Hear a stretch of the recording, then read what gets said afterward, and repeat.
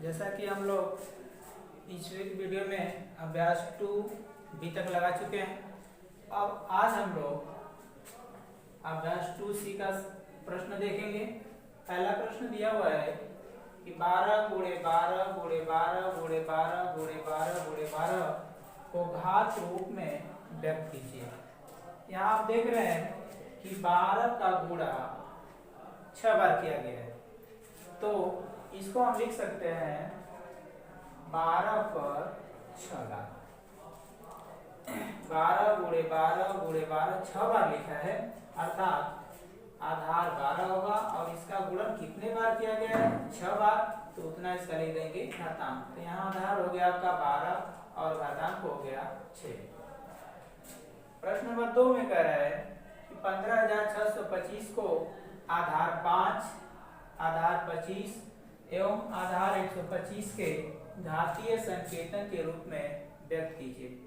अब 15,625 को आपको घात के रूप में लिखना है, लेकिन एक बार आधार आपको बनाना है 5, एक बार आधार बनाना है 25 और एक बार आधार बनाना है 125।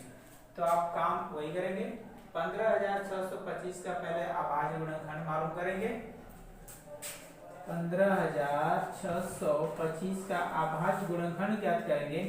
अब चूंकि आपको आधार बनाना है 5, इसका मतलब हमें सिर्फ 5 ही चाहिए। अब जितना 5 होगा उतना घात हो जाएगा। तो आप देखिए इसमें कितने 5 हो रहे हैं, 5 से घटाएंगे, 5 के 15, 5 से कम 5, 5 गुना के 10, 50 25। फिर 5 से घटाएंगे, 5 से के 30, 5 गुना के 10, 50 25। फिर 5 से घटाएंगे, 5 से कम 5, 5 गुना के 10, 50 25। फिर 5 से घटाएंगे, 5 गुना के 10, 50 25। फिर 5 से घटाएंगे, 50 25। फिर अब 5 से घटा देंगे, कट जाएगा। आप देख रहे हैं 5 कितने हो गए? 1 2 3 4 5 6।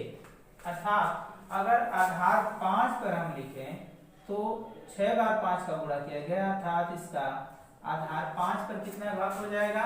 6। जब हम आधार 5 पर घात के रूप में लिखेंगे तो ये हो जाएगा 6। अब आपको बनाना है 25। अब देखिए, अगर इन दोनों पे एक में ले लें, इन दोनों पे एक में ले लें, ये अगर इसका आप गुणा कर दें तो ये 25 हो गया, ये 25 हो गया और ये 25 हो गया। तो कितने 25 हो गए? 1 2 3। इसी को अगर हम 25 आधार पर घात के रूप में लिखेंगे तो कितना घात हो जाएगा? 25 पे 3 घात। अब कह रहा है आधार 125 पर घात के रूप में लिखे, 125 कब होगा? देखिए ये 25 हो गया, 25 में 5 का गुणा कर देंगे तो 125 हो जाएगा 3 का। फिर 1 2 3, इन दो 3 का, तो 125 कितना हुआ? एक ये 125 हो गया और ये एक हो गया 125, तो 125 2 हुआ। अर्थात इसको अगर जब हम 125 पर घात के रूप में लिखेंगे तो घात कितना हो जाएगा? 2। इस तरह से किसी भी संख्या को किसी भी आधार पर हम घातांक के रूप में व्यक्त कर सकते हैं। जैसा कि 15,625 को दिखाया गया है, एक बार 5 के रूप में लिखा गया, एक बार 25 के आधार पर लिखा गया और एक बार 125 पर घातांक के रूप में लिखा गया। नेक्स्ट क्वेश्चन है आपका कि 0.0001 को आधार 0.1 पर घात के रूप में व्यक्त कीजिए। अब आपको इस संख्या को घात के रूप में व्यक्त करना है जिसका कि आधार होना चाहिए 0 1। अब देखिए 0 1 आधार है, इसका मतलब यही एक बार 2 बार 3 बार गुणा किया गया होगा, जितना भी होगा। इसका मतलब इसमें गुणा करके देख लें कितने बार गुणा करने पे इतना आ रहा है, वही इसका घातांक हो जाएगा। तो 0.01 का 0.01 में अगर हम 0.01 का गुणा करेंगे, देखिए यहाँ पर 4 अंक पर दशमलव दिया है, तो अगर 2 अंक इसमें और 2 अंक इसमें 4 अंक हो जाएगा। इसका मतलब 2 बार गुणा है, तो गुणा करेंगे तो 1 का गुणा तो 1 ही होता है और 1 0 इसका, 1 0 इसका और 4 अंक पर दशमलव इतना आया कि नहीं, 0.001 अर्थात हम 0.01 का गुणा किए हैं तो इतना आ रहा है।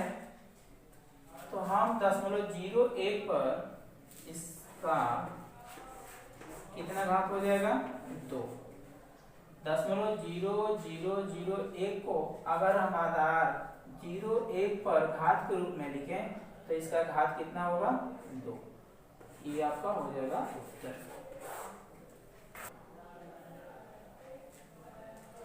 अगला प्रश्न है आपका -343/512 को आधार -7/8 पर घात के रूप में व्यक्त कीजिए। अब देखिए इसको हमको कह रहा है कि आधार 7/8 पर घात के रूप में लिखना है। इसका मतलब कि इसको हम घटाएंगे तो सिर्फ 7 आना चाहिए क्योंकि अंश में 7 दिया है, और 512 को हम घटाएंगे तो सिर्फ हमको 8 चाहिए। मतलब कोई भी संख्या है लेकिन हमको चाहिए 8, इसी तरह से 7 चाहिए। तो इसका आकार विवरण करेंगे तो पहले 343 का कर लेते हैं। क्योंकि हमको 7 ही चाहिए तो पहले 7 से ही कटाते हैं। 7 छक 42, 2 बचेगा नहीं, 7 चौक 28, 6 बचेगा, 7 नवा 63, फिर 7 से घटाएंगे तो 7 7 49 और कट गया। 7 कितने आ गए 3 आ गए। इसी तरह से 512 को घटाएंगे, हमको चाहिए 8 तो 8 से ही घटा लेते हैं। 8 छक 48, 3 बचेगा 48, 8 चौक 32, फिर 8 से घटाएंगे तो 8 फिर 8 से घटा देंगे तो अब देख रहे हैं 7 कितने आ गए 3, 8 कितने आ गए 3। अब चूंकि ये विषम में है इसलिए माइनस ही रहेगा, तो इसको हम लिख सकते हैं -7/8 पर। देखिए 7 3 बार है तो 3 घात, 8 3 बार है तो 3 घात। अब देखे थे कि अगर मान लीजिए घातांक बराबर हो भाग हो, घटा का मतलब है तो भाग, तो भाग है तो हम इसको एक ही घातांक के रूप में लिख सकते हैं। इसको हम लिख सकते हैं -7/8 पर 3, इस तरह से। अब प्रश्न नंबर 5 में कह रहे हैं कि 1000/1331 को आधार 10/11 पर घातीय संकेतन के रूप में व्यक्त कीजिए। 1000/1331 को आधार 10/11 लिखना है। अब देखिए अंश में यहाँ 1000 है, यहाँ अंश में क्या दिया है 10, यहाँ हर में 1331 है तो हर में क्या दिया है 11। इसका मतलब कि आपको अंश में 10 दिया है तो हमें 10 ही चाहिए। 10 जितने हैं उतने घात हो जाएंगे। 1331 है 1331 का आधार दिया है 11, अब 11 से तो घटाएंगे, जितने ही 11 आएंगे उतने घातांक हो जाएंगे। तो घटा लेते हैं 1000 को पहले 10 से घटाएंगे 100 हो गया, फिर 10 से घटाएंगे तो 10, फिर 10 से घटाएंगे तो कट गया। अब इसी तरह से 1331 को घटाएंगे, 11 से घटाना है 11 से घटाना है, 11 में 11 2 बचेगा, 11 दूना के 22 और 11 का 11, फिर 11 से घटाएंगे तो 11, फिर 11 से घटा देंगे तो अब देख रहे हैं 10 कितने आए 3, 11 कितना आया 3, इसका मतलब 10 का घात 3 और 11 का घात 3, तो आधार हो जाएगा आपका 10/11। 10 कितना आया है 3, 11 कितना आया है 3, फिर वही नियम, अब दोनों का घातांक एक ही है तो इसको हम ऐसे भी लिख सकते हैं 10/11 पर घात हो जाएगा आपका 3। प्रश्न नंबर 6 में दिया हुआ है कि 1024/1089 को वर्ग के रूप में व्यक्त कीजिए। अब कह रहा है कि इसको वर्ग के रूप में व्यक्त कीजिए, मतलब ये किस आधार पर वर्ग के रूप में लिखा जा सकता है। हमको आधार में दिए घात भी दिए, वर्ग का मतलब 2 घात होता है। अब यहाँ पर हमको देना है आधार, घातांक दिया हुआ है, यहाँ पर हमको आधार दिया था, घातांक मालूम करना था, यहाँ पर हमको घातांक दिया है, आधार मालूम करना है। अब हमको मालूम है कि इसका घातांक क्या होना चाहिए, तो भी इसका वर्गमूल निकालना है, तो सीधा सीधा इसका वर्गमूल निकाल दीजिए। 1024 को घटाएंगे तो वर्गमूल निकलेगा, 2 से घटाइए, 2 5 10, 2 1 2, 2 गुना के 4, फिर 2 से घटाएंगे, 2 2 4, 1 बचा, 2 5 10, 2 6 12, फिर 2 से घटाएंगे, 2 2 के 4, 2 8 16, 2 6 12, 2 2 8, फिर 2 से घटाएंगे, 2 3 6, 2 2 के 4, फिर 2 से घटाएंगे 16, फिर 2 से घटाएंगे 8, फिर 2 से घटाएंगे 4, फिर 2 से घटाएंगे 2, फिर 2 से घटाएंगे, कर दिया। अब इसका वर्गमूल निकालना है, तो वर्गमूल निकाल लेंगे। वर्गमूल में आप जानते हैं 2 2 का जोड़ा बनाया जाता है, 2 जोड़ा, इस तरह से आप कितने हो गए, 1 2 2 2 2 2 और 2, 2 दूना के 4, 4 दूना के 8, 8 दूना के 16 और 16 दूना के 32। इसका आ गया आपका 32।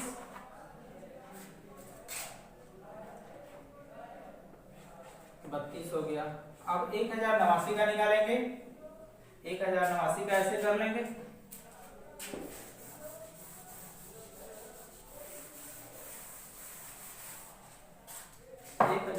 का अब निकालेंगे,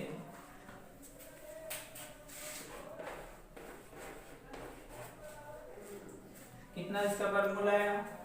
अब देखिए यहाँ 9 है तो 2 से तो घटेगा नहीं, 3 से ट्राई कर लेते हैं, 3 दिली के 9, 1 बचा, 3 से 18, 3 दिली के 9, फिर 3 से घटा दीजिए, 3 कम 3, 3 दूना के 6,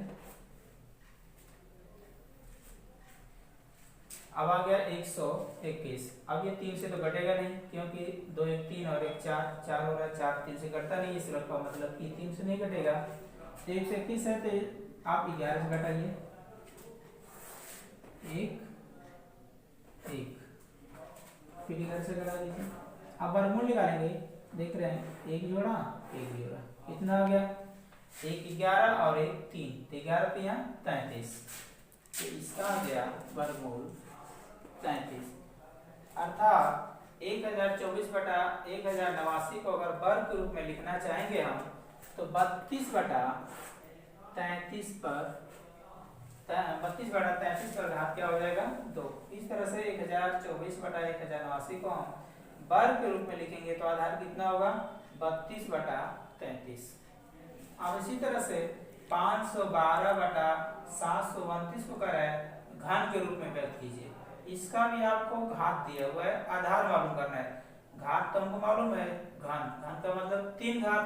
अब 3 घात का हमको लिखना है, आधार नहीं मालूम है कितना है, तो आधार मालूम करने के लिए आप वर्गमूल निकालेंगे। उसी तरह से 512 का निकालेंगे, 2 से घटा दीजिए, 2 दूना के 4, 2 5 10, 2 6 के 12, 2 2 दूना के 4, 2 8 16, 2 6 के 12, 2 4 को 8,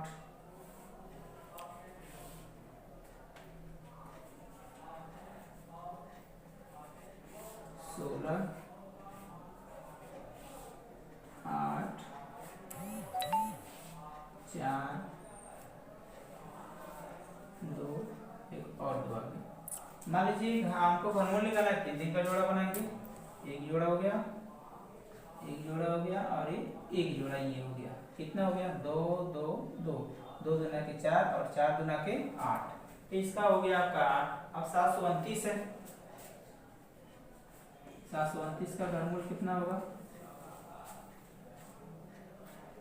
3 से घटाएंगे, 3 दूना के 6, 3 चौका 12, 3 से लेके 9, फिर 3 से घटाइए, 3 8 24, 3 एकम 3, फिर 3 से घटाइए, 3 दूना के 6, 3 7 21, फिर 3 से घटाइए, 3 9 27, फिर 3 से 3 3 के 9, फिर 3 से कट गया। अब जोड़ा बनाएंगे 3 3 का, एक जोड़ा बन गया, एक जोड़ा ये बन गया, तो 1 3 और 1 3, 3 3 के 9 हो गया।